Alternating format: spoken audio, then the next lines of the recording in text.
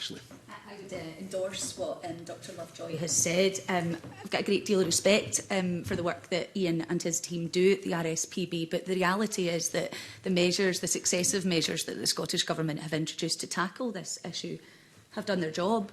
But putting the question of necessity to one side, the other part of your question, convener, related to the proportionality of licensing. And in assessing proportionality, the law requires there to be a rational connection between the content and the design of the licensing scheme and its aim, which, as you allude to in your question, is to tackle raptor persecution. The scheme that's proposed in this bill fails on that rational connection test because it goes much further than is needed to tackle raptor persecution. It allows Nature Scot to refuse licences, to take licences away for an unlimited time for conduct that's got nothing to do with raptor crime, not let alone crime at all. You know, it allows Nature Scot to remove licences for conduct that's less than criminal. So putting it in plain terms, SLE's position is that this bill actually goes much further than is needed to tackle a problem of raptor persecution on grouse moors to the extent that there is one. That makes it bad law. And bad law leads to unintended consequences. So I think it's incumbent on the committee to consider narrowing the scope of this licensing. Can I ask, Ariane, I don't have the benefit of the statistics that you've got in front of you, but do those say that the evidence points to them all being committed on grouse moors? Because I think what's lost in this debate is that raptor crime, like every other form of crime, is not committed by one single class of people for one single motivation. So, for example, if you look at the official Wildlife Crime in Scotland report, the very latest one that was published, I think that's for 2020 to 2021, there were 12 raptor crime incidents. That's not prosecution, that's recorded reports to the police that have been investigated. The majority of them related to incidents in Dumfries and Galloway, and there are no grouse moors in Dumfries and Galloway. So I think it's really important to contextualise these numbers and not allocate all incidents to one land use. That would be. I accept that the crime of raptor persecution is being committed in Scotland. What I don't accept is that it's a problem that is exclusive to grouse moor management. And again, I come back to the point that I made in response to Ariane's question. The deterrent effect of the regulation that has already been brought in has reduced the instances of these crimes on grouse moors to a level that means the Scottish Government has done its job. You know, there are a number of motivations for killing raptors, and as I say, the recent statistics, we can only go on the most authoritative statistics, which are the ones contained in Scotland's wildlife crime supports, suggest that it's not actually happening on grouse moors to any great extent. Now, and I think, with respect to Ian, a lot of what he is saying is grounded in suspicion. The sector is effectively being asked to prove the absence of crime. How do you go about that? Can I ask you, if the evidence that we are hearing states that in the vicinity of grouse moors there is a dearth of breeding pairs of peregrines, hen harriers, etc., is the causal effect anything else other than persecution? Could you give me an example of that? I'll stay in my lane. I'm not a scientist, but I understand, for example, that some birds of prey are very territorial. So in areas where golden eagles are doing very well, you may not see as many other birds of crime, but there are people who are more well equipped than me to answer that question. The point I think this comes back to is, does this scheme go further than it needs to address the issue of raptor persecution on grouse moors, if you are right in saying that there is one? And the answer to that is yes, it goes much further than it needs to, and that means this measure, as proposed in the bill, is disproportionate. Raptor persecution. Ashley.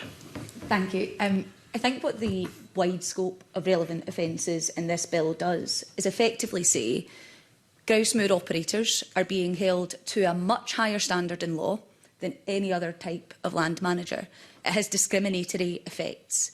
Now, if you're going to interfere with rights that have got a huge economic value, that support jobs, that are essential to operating a business, then you need to have a good reason, a good evidence-led reason for that interference. There is absolutely no evidence that the wide range of offences that don't cause harm to raptors that are included in this bill are occurring at any higher rate on grouse moors than in any other land management context.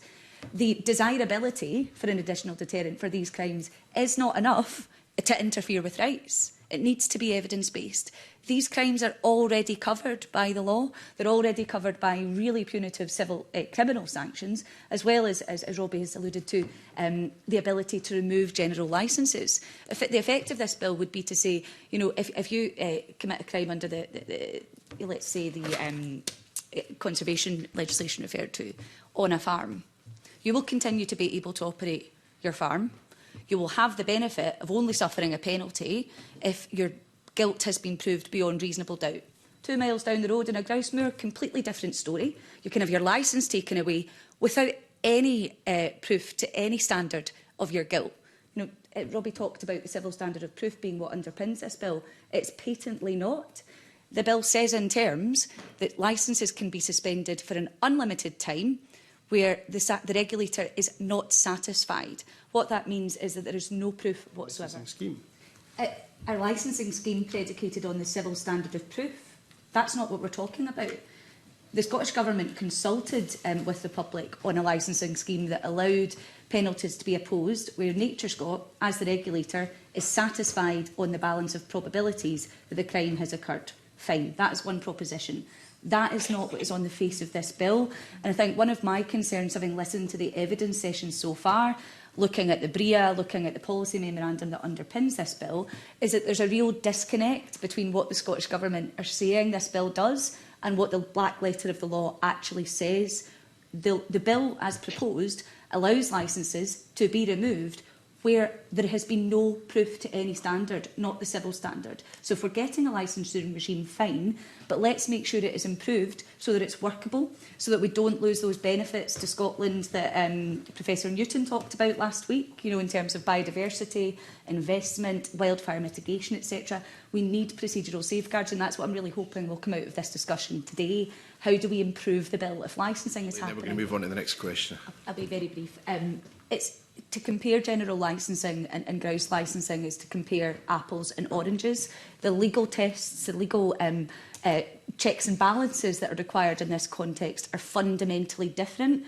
When NatureScot is exercising its general licensing functions, what it is saying is you can do something that would otherwise be illegal. It's what we call a derogation from the law. And if your licence is restricted, your general licence is restricted, effectively what it means is that you're not entitled to right touch regulation in that respect anymore. So you would apply for a specific licence. Grouse shoot licence or suspension or revocation is fundamentally different. It involves depriving a person of their property rights, which is a huge amount of value, which underpins jobs, which has a ripple effect on our rural communities, both economically and ecologically. And the gravity of those consequences mean that they can't be compared. We need procedural safeguards. We need decisions that amount to penalties to be underpinned by evidence, at least to the civil standard. And to Christine's point, the criminal law and the civil law sanctions will dovetail, so it's a double whammy, and that can be distinguished from the likes of SEPA, for example, which... Okay. Ashley, did you have a short... Very short. I just want to paint a picture for the committee of a real-life example. So in springtime last year, a gamekeeper in Perthshire found a dead golden eagle and reported it to the police, handed the bird over. A police investigation was instigated, as you would expect, and in the call for evidence for people to come forward, the police alluded in that message on Facebook and every social media platform that raptor persecution could have been a cause. Now, during those months, it would have been well within NatureScot's rights, looking at the face of this bill, to suspend the licence. Now, what actually happened in that case, that there was absolutely no criminality whatsoever. Had this scheme been in place, permanent damage would have been done to that estate with no right to redress whatsoever, no proper appeal right, because how do you prove a negative? That's the kind of situation that we're talking about here. That kind of sanction should only be imposed where the regulator is satisfied that there's guilt. Thank you very much, Convener. Regarding the text of the Code of Practice, it reads as follows: how land should be managed to reduce disturbance of and harm to any wild animal, wild bird and wild plant, how the taking or killing of any wild bird should be carried out, how predators should be controlled. Revive, the Coalition, would also like to ask why these activities are happening in the first place as well. So we welcome that the legislation on the trapping is going to put trapping under a national framework, and that it's going to legislate for all these kinds of traps nationally, which is very good.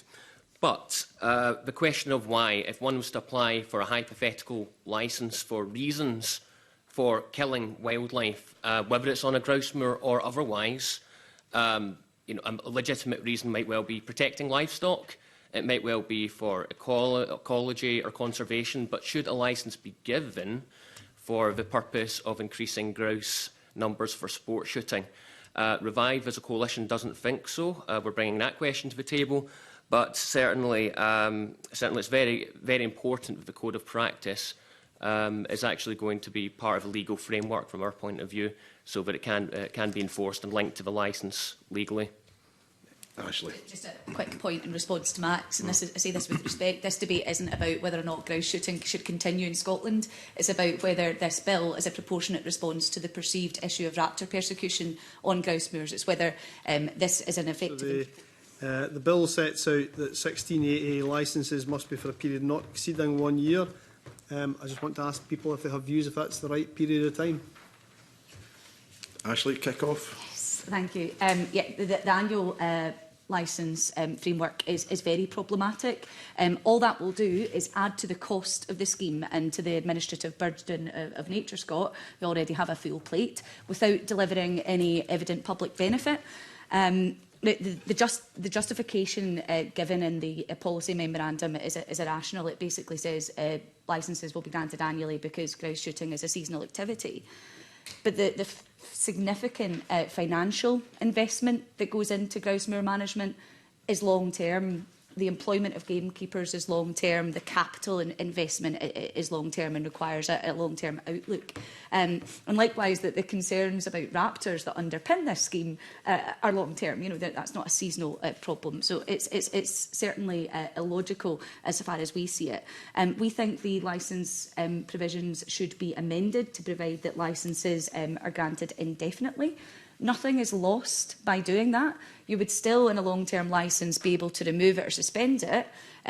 You would also be able to impose some form of reporting requirement if that was possible. So, in summary, the annual licence causes problems without delivering any benefit. Do you really mean indefinitely? Well, why not? Think about premises licensing.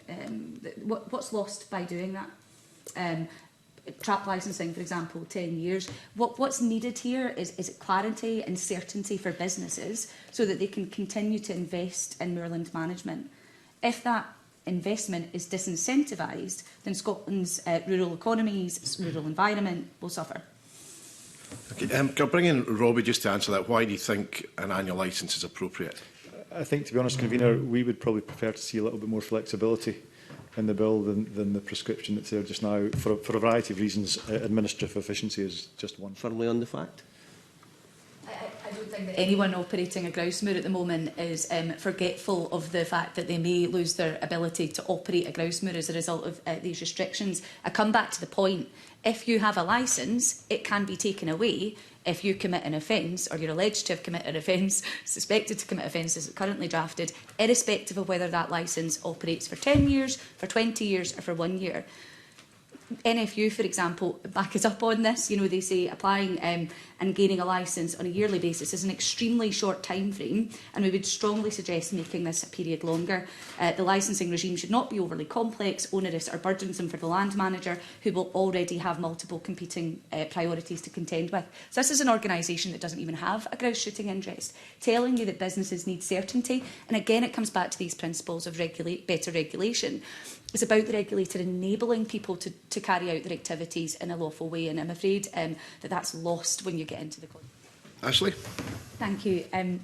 Looking at the bill's final BRIA and the financial memorandum, it appears that ministers have failed to make any real assessment of what costs might be borne by owners and occupiers of land if this regime is introduced. I've got a quote from the financial memorandum that simply states, individuals and businesses may apply for a licence if they meet the specified criteria to continue to be able to take grouse, use wildlife traps and make Muirburn without cost. Well, that's patently wrong. The cost of regulation extends well beyond the fees charged by the regulator, and it's deeply regrettable that the BRIA fails to identify and analyse those cost impacts. And I think that's a vital point for this committee, because robust BRIAs that are underpinned by reliable data are what help you make laws that don't have unintended consequences. It's what allows you to strike the right balance when it comes to regulation and identify those unintended impacts and mitigate them. Now, I am conscious of constraints on time, but I would like to just draw the committee's attention to some of the main deficiencies with the BRIA. And the first one is that the Scottish Government's own toolkit for BRIAs, that's its guidance on how they should be conducted, says that it should engage in face-to-face discussions with 6 to 12 businesses on the impact of the proposed legislation. Despite that, not a single business or individual who was affected by this bill was interviewed, and that's exactly the kind of failure of process that leads to bad law. The simplistic justification given was that the proposed changes will minimally affect businesses that respect wild animal welfare and the associated legislation. Well, how can you arrive at that conclusion if you haven't interviewed a single business? And the complacency in that approach is hugely disappointing, especially given the emphasis that the Werity Group placed on the need to better understand the socio-economic sphere that we're operating in here.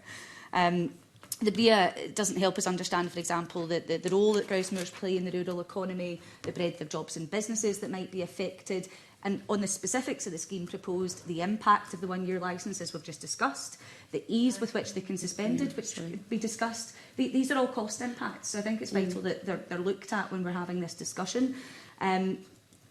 This is a real-world impact, and that's why I'm being expansive on it. We're talking about people's lives, jobs, tied accommodation.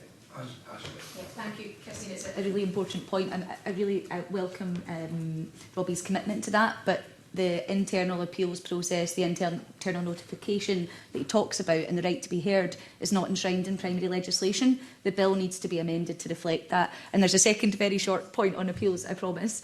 The bill doesn't allow the sheriff the discretion to provide, on an interim basis, that the suspension or revocation imposed by Nature Scot is of no effect pending determination of the appeals. Now, as a litigator, appeals take a very long time. You could be waiting well over a year to get your determination. During that time, if that business isn't able to operate, the damage would be permanent. There's no record. Actually, As Ariane alluded to, SLE did have an opportunity to ventilate its concerns on this last week, but I would echo the sentiment of the Law Society, and I would also endorse the response that Police Scotland have provided on this, which is that it is simply not appropriate for a charity that has at its core an animal welfare concern to be investigating wildlife crime. It creates a huge amount of scope.